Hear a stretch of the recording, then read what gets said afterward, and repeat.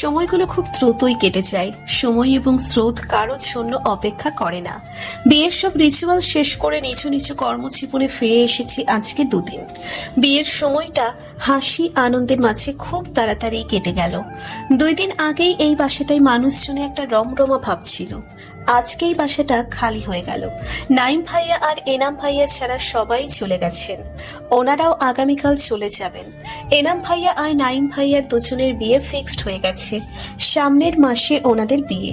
দুজনের বিয়ে একদিনেই হবে, যাকে বলে জোড়া বিয়ে। কলেজে আসতেই আসিক স্যারের দেখা। উনি এখানে বহু বছর ধরে আছেন। রুদ্রেরও স্যার ছিলেন উনি। আমি ওনাকে সালাম দিলাম, রুদ্রও সালাম দিল। উনি মুচকি হেসে দুজনের সালামের উত্তর দিলেন। তারপর উনি মুচকি হেসে বললেন, রিয়া, আমি তোমাকে কি বলে ডাকবো বলো তো? নাম ধরে ডাকবো নাকি ভাবি বলে ডাকবো? রুদ্র তো এখন আমার কলিগ, আর তুমি রুদ্রের ওয়াইফ। আমি লজ্জায় মাথা নিচু করে ফেললাম। স্যারের কথা শুনে রুদ্র হালকা লজ্জা পেলেন। ভাইয়ার রুমে পায়ের ওপর পা তুলে বসে আছি। কফি খাচ্ছি আর ভাইয়ার কার্যকলাপ দেখছি। ভাইয়া সারা রুম জুড়ে অস্থির হয়ে পায়চারি করছে। আমি জানি ভাইয়ার অস্থিরতার কারণ। ভাইয়াকে অফিস থেকে দেশের বাইরে পাঠাচ্ছে 3 বছরের জন্য। আম্মু প্রথমে যেতে দিতে নারাজ ছিল, কিন্তু পরে শর্ত দিয়েছে, যদি শর্ত মানে তবেই যেতে দিবে, আর না হলে না। আম্মুর শর্ত হচ্ছে ভাইয়াকে যেতে হলে বিয়ে করে যেতে হবে। কিন্তু আমার সম্মানিত বড় ভাই তো এখন বিয়ে করবে না। এদিকে আম্মু ছেলের বিয়ে দিয়েই ছাড়বেন। ছেলের বয়স বাড়ছে। ভাইয়া আমাকে কিছু বলার জন্য উসখুস করছে, কিন্তু বলতে পারছে না। আমি ভাইয়ার না বলা কথাগুলো জানি, তবুও না জানার ভান করে বসে আছি। ভাইয়া আমার দিকে অসহায়ের মতো তাকিয়ে মিনমিনিয়ে বলে, রিয়াম, তোর সাথে আমার কিছু কথা ছিল। বলো, কান খোলাই আছে, শুনতে পাচ্ছি। শুনলাম। আজব, না বললে শুনবো কি করে? রাগ করছিস কেন? শুনলাম, আমি এখন বিয়ে করতে পারবো না। আমাকে বলছো কেন? আমার তো আর তোমার বউ দেখার শখ হয়নি। আম্মুকে গিয়ে বলো। আম্মুকে বলতে পারলে কি আর তোকে ঘুষ খাইয়ে এই বাসায় নিয়ে আসতাম? আমি এখন বিয়ে করব না, সেটা তুই আম্মুকে বুঝিয়ে বলবি। এখন বিয়ে করবে না সেটা বুঝলাম, কিন্তু কেন করবে না? রিজনটা বলো। ভাইয়া আমতা আমতা করে বলল, তুই তো জানিস আমি একটা মেয়েকে ভালোবাসি। আচ্ছা বুঝলাম, যাকে ভালোবাসো তাকে বিয়ে করলেই তো পারো। আম্মু তো জিজ্ঞেস করেছিল তোমার পছন্দের কেউ আছে নাকি। থাকলে বলতে, আম্মু তার সাথেই তোমার বিয়ে দিবে। সমস্যা তো আমার শ্বশুর নামক অসুরকে নিয়ে। মেয়েকে এখন উনি কিছুতেই বিয়ে দিবেন না। মেয়ে সবে ইন্টার সেকেন্ড ইয়ারে পড়ে। উনার মেয়ে পড়াশোনা শেষ করবে, চাকরি করবে, তারপর বিয়ে দিবেন। আর ততদিনে আমি বুড়ো হয়ে যাব। বুড়ো কি তুমি এখনই কম হয়েছো? সময় মতো বিয়ে করলে এখনো 2 বাচ্চার বাপ থাকতা। মেয়েটা কেমন সে তোমাকে পছন্দ করলো আল্লাহই জানে। দিন আমারও আসবে। ভাইয়া চলে গেছে আজকে 5 দিন। ভাইয়ার ছলো ছলো আঁখি চোরা আমার চোখের সামনে ভাসছে। ভাইয়ার যাওয়ার দিকে আমি নিভৃতে তাকিয়েছিলাম। খুব ইচ্ছে করছিল ভাইয়াকে জড়িয়ে ধরে কাঁদতে, কিন্তু আমি পারি নাই। কেমন অনুভূতি শূন্য পাথর হয়ে গিয়েছিলাম। প্রিয়জন দূরে গেলে এমনই কষ্ট হয়। বুকের ভেতর কি অসহ্য যন্ত্রণা হচ্ছিল। ভাইয়ার আঁখি চোরা অশ্রুতে টলটল করছিল, কিন্তু গড়িয়ে পড়তে দিইনি। ছেলেদের সহজে কাঁদলে চলে না। ছেলেদের মন হতে হয় পাথরের মতো শক্ত। আব্বুর বয়স হয়েছে, এখন তো ভাইয়াকেই সংসারের হাল ধরতে হবে। মধ্য রজনী, আমি বইয়ের পাতা উল্টাচ্ছি। পরীক্ষার সময় ঘনিয়ে আসছে। রুদ্র মাত্রই হসপিটাল থেকে এসেছে। এসে ফ্রেশ হয়ে অল্প কিছু খেয়ে ক্লান্ত শরীর বিছানায় এলিয়ে দেয়। ঠিক তখনই রুদ্রের ফোনটা বেজে ওঠে। ফোন রিসিভ করার পরপরই রুদ্রের চোখ মুখে আতঙ্ক ছড়িয়ে পড়েছে। বারংবার জিভ দিয়ে ঠোঁট ভিজাচ্ছেন। এদিকে আমারও অস্থির অস্থির লাগছে, কারো কিছু হয়নি তো? রুদ্র ফোনটা রাখতেই আমি জিজ্ঞেস করলাম, কি হয়েছে? আপনাকে এমন দেখাচ্ছে কেন? কে ফোন করেছিল? ইলান ফোন করেছিল। রুনা বিছানা থেকে নামার সময় পড়ে গেছে। রুনার অবস্থা ক্রিটিক্যাল। আমাকে এখনই হসপিটালে যেতে হবে। আমিও যাই আপনার সাথে? তোমার হসপিটালে যাওয়ার দরকার নেই, তুমি বরং আব্বুকে সাথে করে নিয়ে গিয়ে আন্টিকে এখানে নিয়ে আসো। রুদ্র শার্ট গায়ে জড়িয়ে রুম থেকে বেরিয়ে গেলেন। আমি মনে মনে আল্লাহকে ডাকছি যেন রুনা আপুর কিছু না হয়। ভোর 6টার দিকে উনি বাড়ি ফিরলেন। ইলান ভাইয়াকে জোর করেও হসপিটাল থেকে নিয়ে আসা যায়নি। এনাম ভাইয়াকে হসপিটালে রেখে এসেছেন। রুনা আপু আর ইলান ভাইয়ার ছেলে হয়েছে। ছেলে একদম সুস্থ স্বাভাবিক আছে, কিন্তু রুনা আপুর অবস্থা একটু খারাপ। উনি ফ্রেশ হচ্ছেন। আমি খাবার নিয়ে ওনার জন্য অপেক্ষা করছি। উনি ওয়াশরুম থেকে এসেই আমার পেটে মুখ গুজে শুয়ে পড়লেন। রিয়া, আমার ভীষণ কষ্ট হচ্ছে, বুকের ভিতরটা জ্বলছে। রুনার আগে থেকে শ্বাসকষ্টের সমস্যা ছিল, কিন্তু বেশ কিছু বছর যাবৎ শ্বাসকষ্ট সমস্যা দেখা দেয়নি। নতুন করে এই সমস্যা দেখা দিচ্ছে। এদিকে রক্তও পাওয়া যাচ্ছিল না। রুনার অবস্থাও বেগতিক। বারবার মনে হচ্ছিল, রুনার জায়গায় আজ যদি তুমি থাকতে, তাহলে আমি কি করতাম, কিভাবে নিজেকে সামলাতাম। ইলান তো তবুও নিজেকে সামলাতে পেরেছে, আমি তো শেষ হয়ে যেতাম। তোমাকে ওই অবস্থায় দেখার সাধ্য আমার নেই। কষ্ট না করলে কি আর কেষ্ট মেলে? ভালো কিছু পাওয়ার জন্য একটু তো কষ্ট করতেই হয়। রোনা আপু যে এতটা কষ্ট পেয়েছে সেটা কিন্তু নিজের সুস্থ সবল সন্তান দেখে বেমালুম ভুলে গেছে। সন্তান জন্ম দেওয়ার মাঝেও এক আনন্দ আছে। আর যদি রুনার কিছু হয়ে যায়, ইলানের কি হবে ভাবতে পারছো? এই ছেলেটাকে নিয়ে কি ভালো থাকতে পারবে? চুপ, আর কোনো কথা নয়, এখন একটু রেস্ট নিন। আমি কিন্তু পারতাম না। আমার বেঁচে থাকার জন্য তোমাকে প্রয়োজন, নিঃশ্বাস নেওয়ার জন্য তোমাকে প্রয়োজন। সুখের সময়গুলো খুব দ্রুতই কেটে যায়। দেখতে দেখতেই কেটে গেল 2টা বছর। আজ আমি পূর্ণ নারী। আমার মাঝেও বেড়ে উঠছে একটা প্রাণ, আমার আর রুদ্রের সন্তান। আমি 5 মাসের প্রেগনেন্ট। আর তো কয়েক মাসের অপেক্ষা, তারপরই তো কেউ একজন আমাকে আদো আদো গলায় মা বলে ডাকবে। ছোট ছোট নরম তুলতুলে হাত দিয়ে আমাকে স্পর্শ করবে। পেটের উপর আলতো করে হাত রাখলাম। একে নিয়েই তো রুদ্রের কত শত পাগলামো। স্মৃতির পাতায় স্মরণীয় হয়ে আছে সেই দিনটি, যেদিন প্রথম আমি জানতে পেরেছিলাম আমার মাঝেও বেড়ে উঠছে একটি ছোট্ট প্রাণ। রুদ্রকে বলার পর রুদ্র কিয়ৎক্ষণ আমার দিকে স্তব্ধ নয়নে তাকিয়েছিল। চমকে থমকে কেটে গেল কয়েক মুহূর্ত। পরপরই রুদ্র আমাকে জড়িয়ে ধরে সে কি কান্না। রুদ্রকে কাঁদতে দেখে আমি স্তব্ধ হয়ে গিয়েছিলাম। এমন প্রখর ব্যক্তিত্ব সম্পন্ন মানুষও কাঁদতে পারে?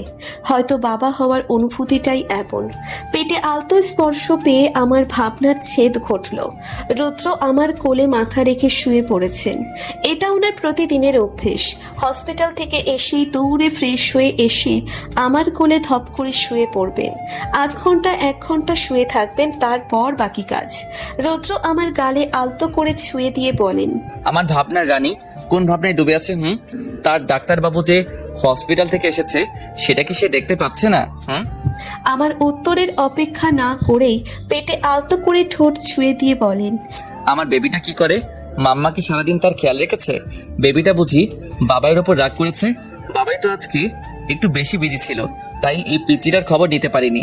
আজকে বাবাই তোমার মতো আরেকটা বেবির বাবাইকে বাঁচিয়ে দিয়েছে। রৌদ্রের এসব পাগলামি রোজকার রুটিন হয়ে গেছে। একা একাই কতক্ষণ বকবক করবেন? আমিও ওনার কাণ্ড দেখে একা একাই হাসি।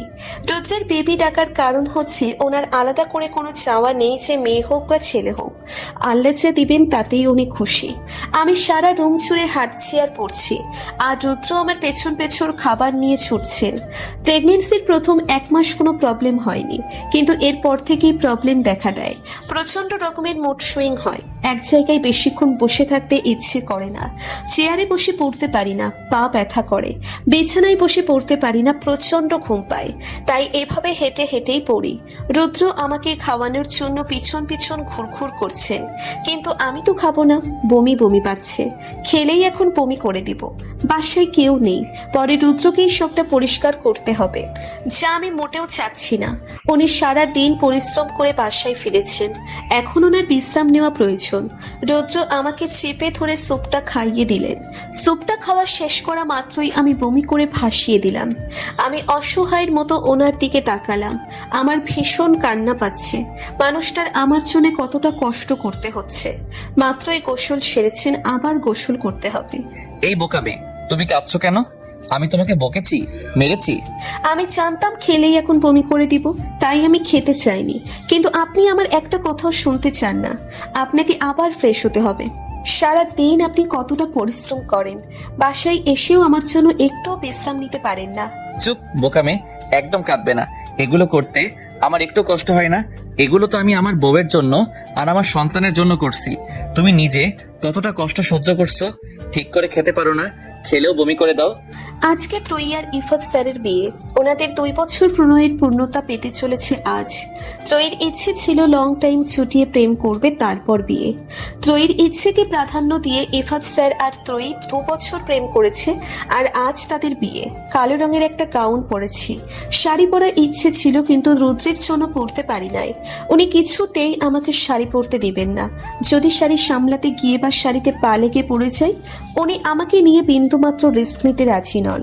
দিনকে দিন ওনার আমার প্রতি ভালোবাসা বাড়ছে, বই কমছে না। এই লোকটাই এক সময় আমাকে সহ্য করতে পারতো না, আর এখন আমাকে চোখে হারায়। উনি পেছন থেকে জড়িয়ে ধরে আমার মাথায় একটা চুমু খেলেন। আমার বউটাকে আজ পরীর থেকেও বেশি সুন্দর লাগছে। তোমাকে এত সুন্দর হতে কে বলেছিল? কারো নজর যাতে না লাগে। ড্রেসিং টেবিলের ওপর থেকে কাজল নিয়ে আমার কানের পিছনে ফোঁটা দিয়ে দিলেন। ওনার কাণ্ড দেখে হেসে ফেললাম। উনি আমার কপালে আলতো করে চুমু খেলেন। এভাবে হেসো না গো, এখানে লাগে। হয়েছে, আর ঢং করতে হবে না। চান রেডি হয়ে আসুন। যাচ্ছি। আমার বউ একটা নিরামিষ। গাড়িতে বসে আচার খাচ্ছি আর উনি ড্রাইভিং করছে। এত আচার খেও না, পরে তোমার আর ত্রয়ীর বিয়েতে 3-3টা রোস্ট খাওয়া হবে না। 3টে রোস্ট খাবো কে বলেছে? আমি তো 6টে রোস্ট খাবো। আগে যখন বলতাম 3টে রোস্ট খাবো, তখন আমি সিঙ্গেল ছিলাম, আর এখন আমি ডাবল, তাই আমি 6টা খাবো। আমার বেবিটাও তো খাবে।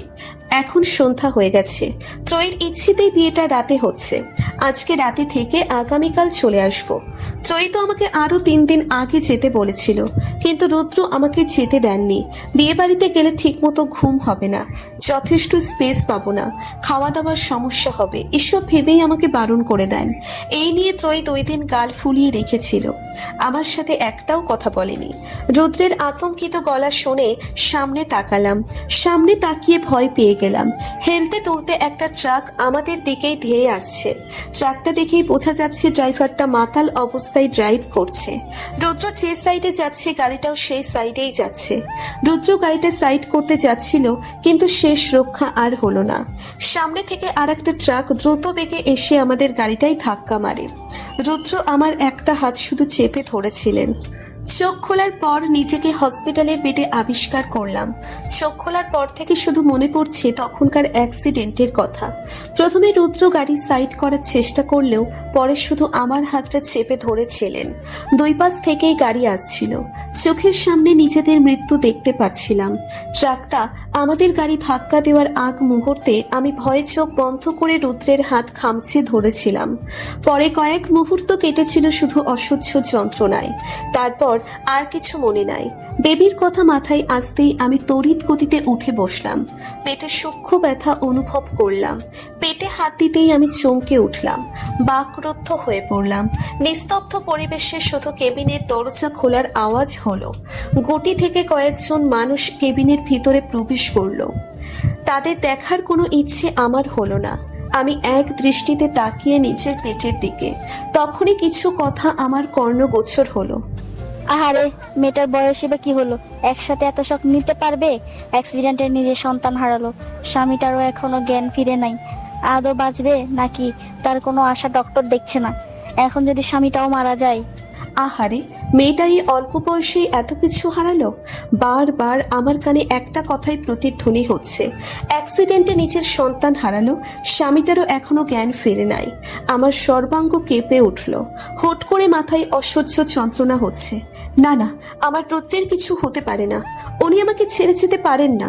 বেড থেকে নামতে গেলেই ত্রয়ী আর আম্মু আমাকে ধরে ফেললো।